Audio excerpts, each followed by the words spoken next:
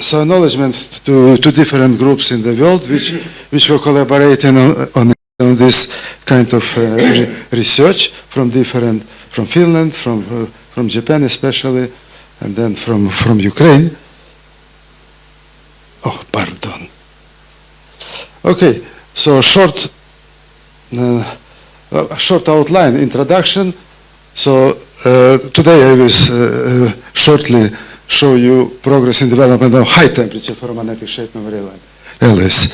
Until now, you know, the only room temperature these materials, nickel manganese gallium, three-component system is the prototype of nickel manganese gallium is developed. But this last several years we made efforts to prepare high temperature multi-component nickel manganese gallium compounds. This can be used for automotive applications and for space technologies. And then I would like to show you development of magnetostrain active nickel manganese gallium three-component room temperature working particles in polymer composite. Okay, ferromagnetic shape memory alloys for actuation.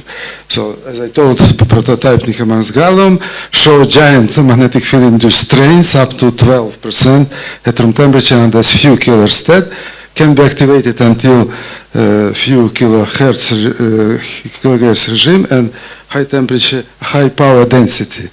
So it can be scaled down. So this is the principle of working of such an actuator.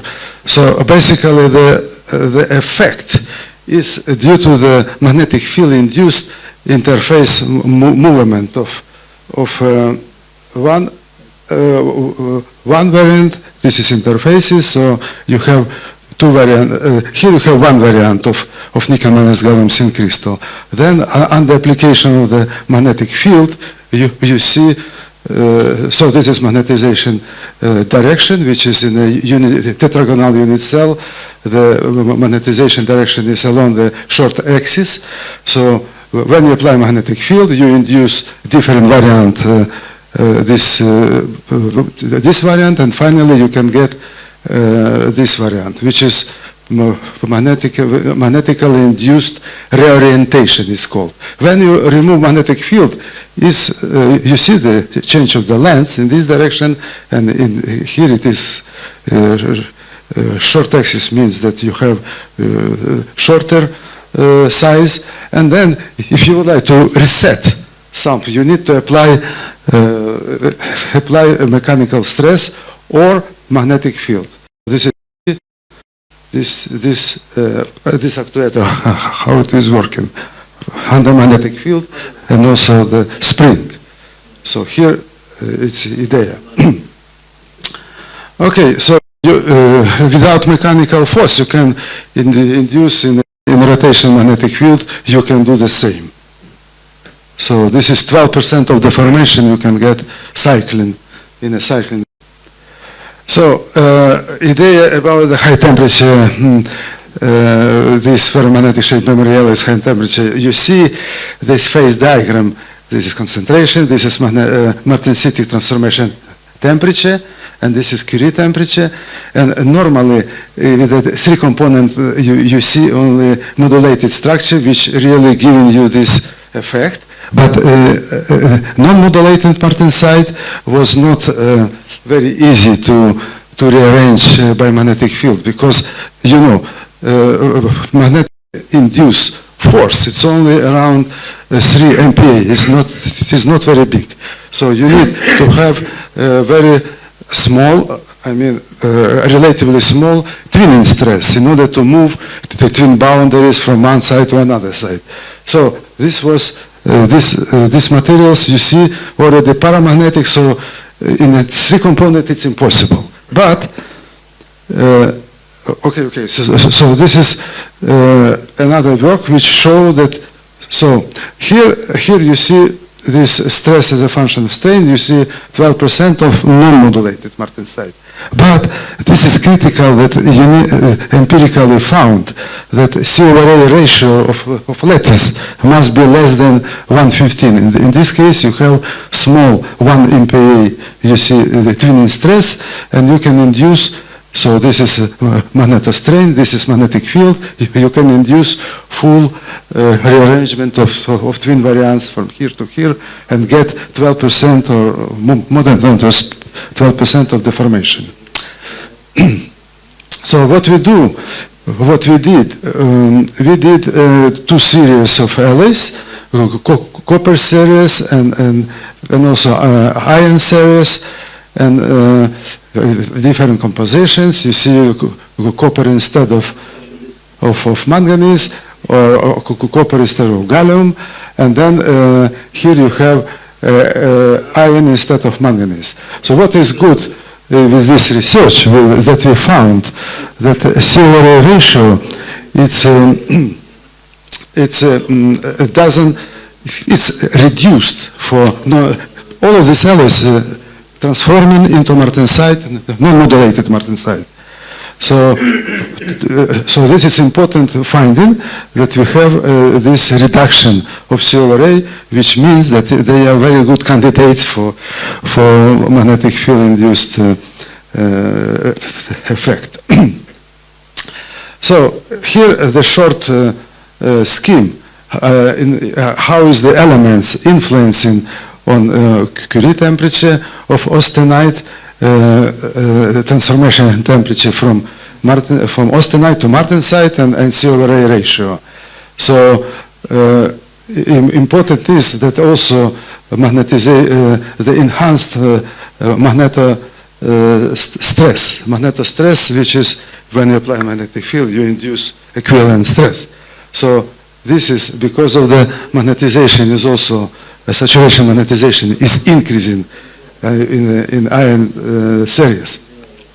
In copper series, you see this also some different like decreasing of TC when you go copper instead of gallium, or minimum you observe when you dope instead of manganese, you can get minimum of martensitic transformation temperature and C/A. So all of these studies show that a very complicated influence of these 3 extra elements on these properties. So from those compositions, we selected 3 alloys and we grow in crystals, which exhibiting really transformation temperature. So 3 thin crystals. What is the important thing? That higher than 100 degrees C martensite transformation temperature, and Curie temperature we manage to increase, because it's not so easy. In a 3-component, Curie temperature is quite fixed, as you have seen on phase diagram. But here we manage to increase TC temperature and also reduce Curie. So this is the main ingredients to get magnetostrain at high temperatures. Okay, so this we studied this, and then of course all of these ingredients or characteristics, the key parameters we study further. Here you see the results of X-rays for these 3 thin crystals. You see the temperature dependencies of C/A ratio. So then here you see these stress strain curves at different temperatures, because it's important that you have temperature dependent also of the twinning stress. So you see this decrease, and this is good to get finally near the transformation at 100, for instance, to get magnetostrain. So this is twinning stress as a function of temperature. Look, LA3 is the most better candidate, because twinning stress is here around 3 MPa, which is close but still not really fulfilling the conditions, because in order to get magnetic field induced strain, you need to have this magnetostress higher than twinning stress. Still, we didn't manage this but our efforts show. So this magnetic anisotropy is really was necessary to measure from the magnetization curves, and then we see the temperature dependencies of this, and magnetic anisotropy is proportional to the magnetostress. So we see this, the magnetostress for LA3 is the highest, I mean. So magnetostress can be measured directly. In fact, when you do curves, you can apply magnetic field and see this. So this is stress, strain. You apply magnetic field here. You remove magnetic field. You apply, remove. So you see this magnetostress is this one. So it's quite small, and it is here. It is shown this magnetostress as a function of temperature. 0.08, better to have here, but unfortunately there's also temperature dependence and decreasing as a function of temperature. We should have this higher.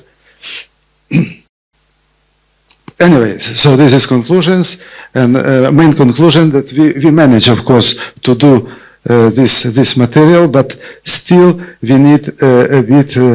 We know how to modify the composition, but this work was delayed because of this COVID situation and other things.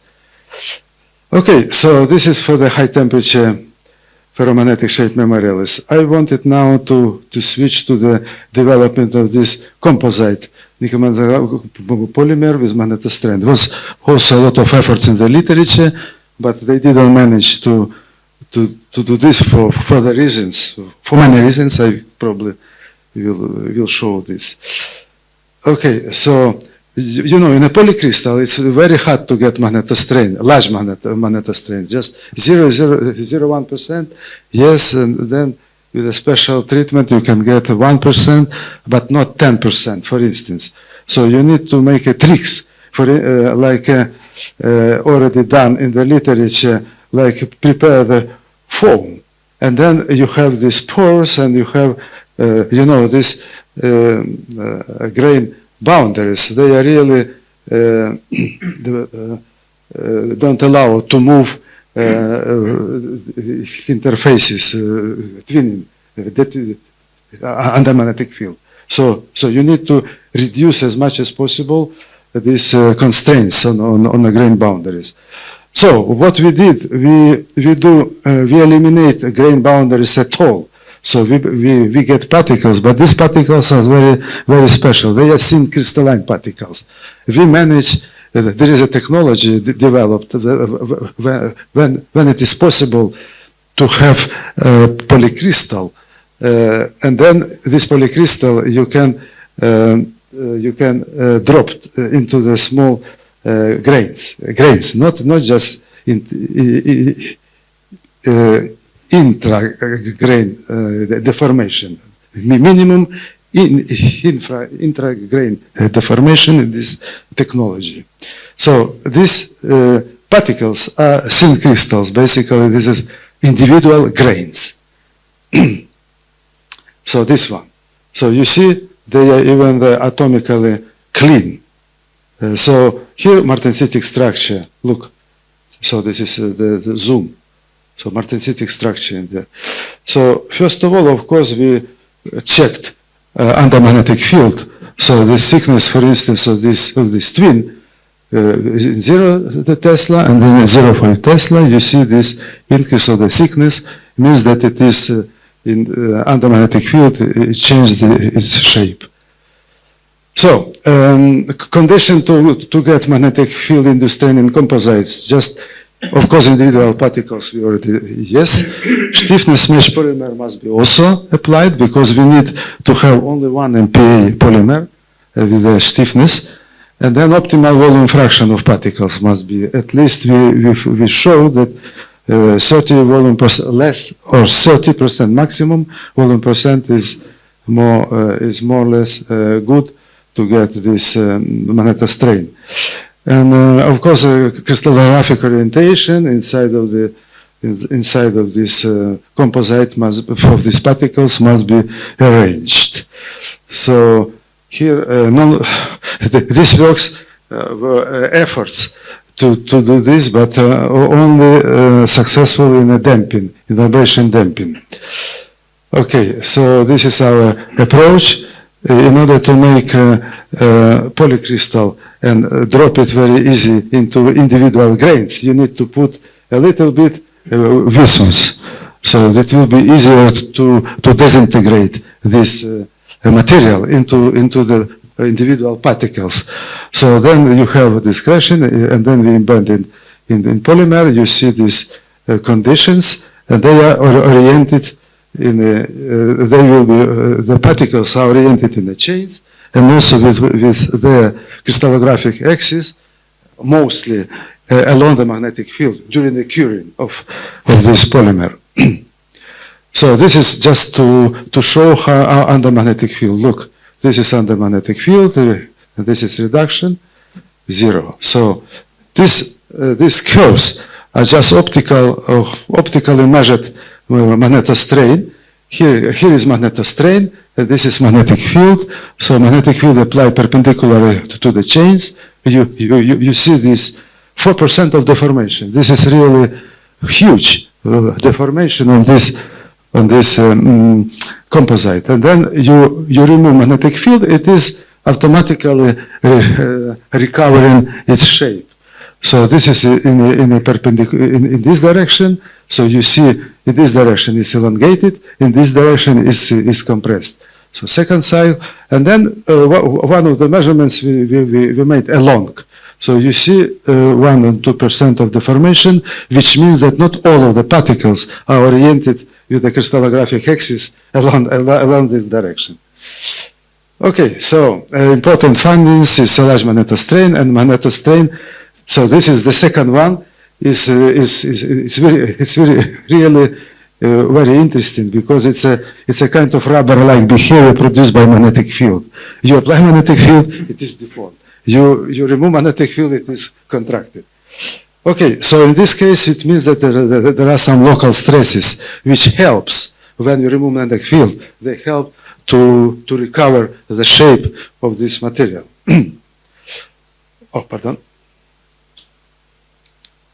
So this is, we did, I have just 5 minutes, no?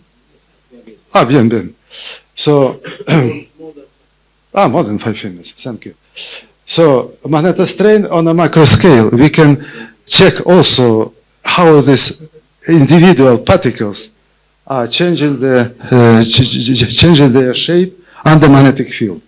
Unfortunately, we have only one direction of this X-ray micro-CT measurements, microcomputing tomography. So along these particle chains, not perpendicular. So as you have seen, it's only 1.2% of deformation we expect to get from this full composite. So this is the particle chains. So this is the image, 3D image, micro-CT CD image of these chains of particles. Look, and then we selected individual particles here. This is nearest neighbors of some particles. This is one particle, two particles, and then we have near neighbors. This magnetic field was before applied at 0, not before, it's just before magnetic field and after magnetic field. We measure the change of the shape of these individual particles. So, so here in the table, it is showing how is the particle 1 is deformed. So this cross-section of the particle, so this is the interparticle distance.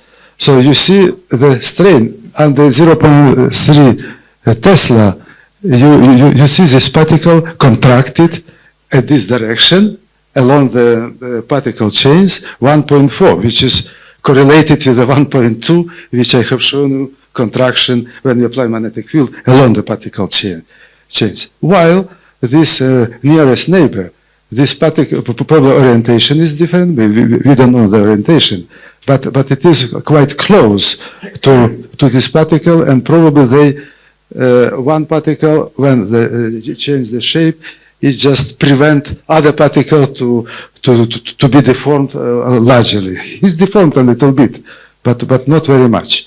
The particle 2 is also the same distance in the particles, and you see the same.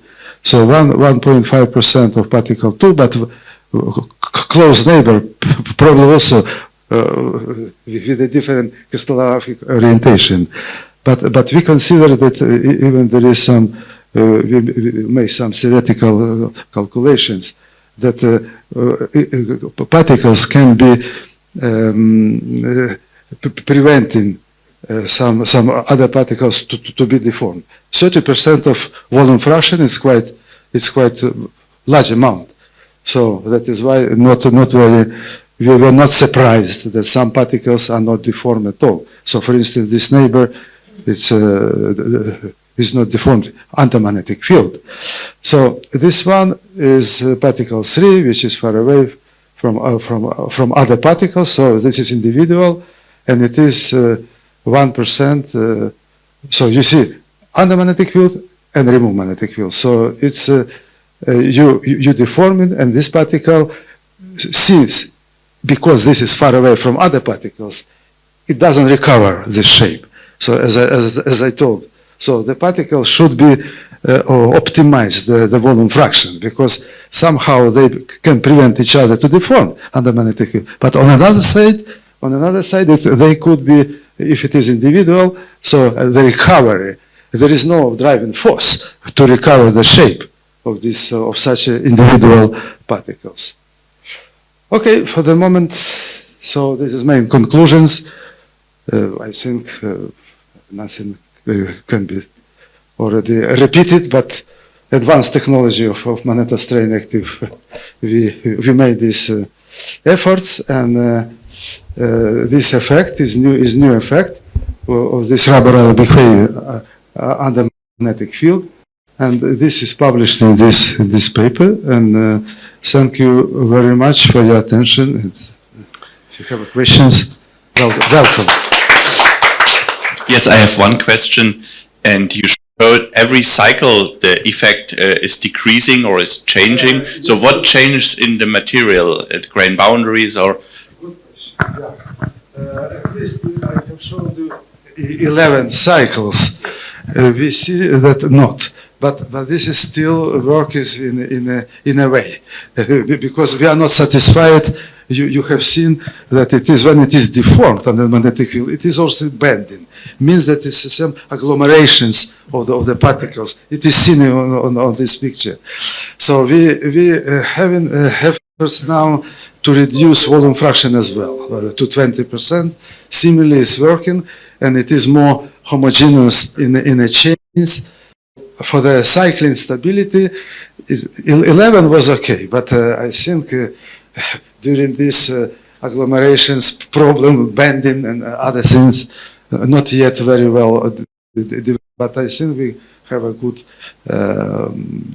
way to improve cycling stability by reduction of the volume fraction. So this, and also here you have only 5-layered martensite, so-called. 5-layered martensite having 6%. 7-layered martensite have 9%. So in the next paper we publish now, it's we reduce the volume fraction, but we activate the 7-layered martensite. So it's 9%. So when you have together, you can get the same deformation. Non-modulated martensite having 12%, as I presented, but this is not for this. Non-modulated is for high temperature applications. So this really material is very, very good material. Are there any questions from the prototype of magnetostrain active?